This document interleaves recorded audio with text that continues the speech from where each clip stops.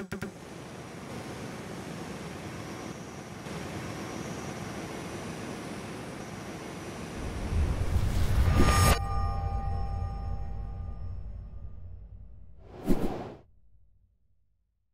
next email comes from Ed from Aspers, who asks, why did the grand jury take 2 years to investigate Sandusky?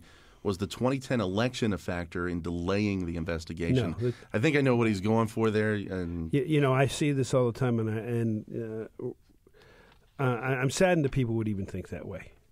My record as an attorney general, as a prosecutor, has always been I protect children, and I will do everything I can to protect children.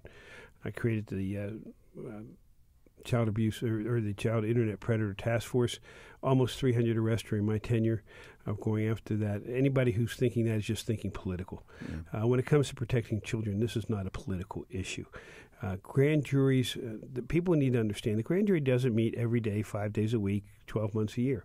They meet maybe 2 days a month, maybe, and sometimes it might be a little bit longer.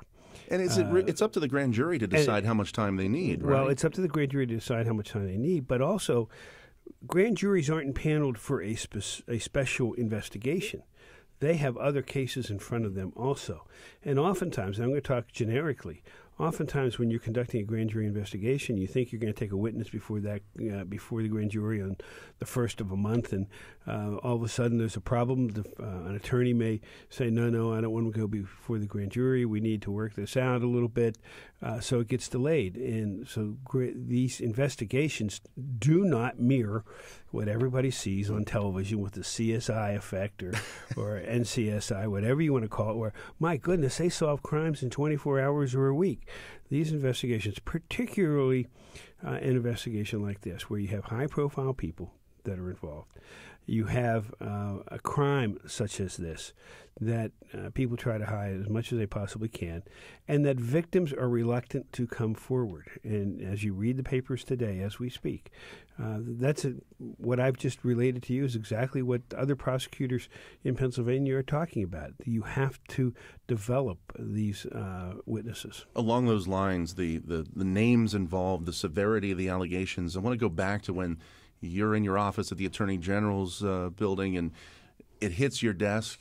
Can you talk to us about your reaction? Because so many people are shocked at this and can't believe what's going on. Were you in that position a couple of years ago? Sure. When it hit my desk in 2009, I took a look at it and said, my goodness, who would think this? Who would do something like this? But the first thing we said is we have to investigate this. We have to investigate it for a couple of reasons. My goodness, what if it's true? Which we now believe it is true, and we have to, the Attorney General's office will have to prove that in a court of law. But also, what if it is not true? It's our duty to make a determination what's going on here. And as I said earlier, these witnesses don't come running to the Attorney General's office and say, I'm a witness, I know what happened. Even any of the witnesses, you have to develop them over a period of time. So was it a shocking moment? Certainly.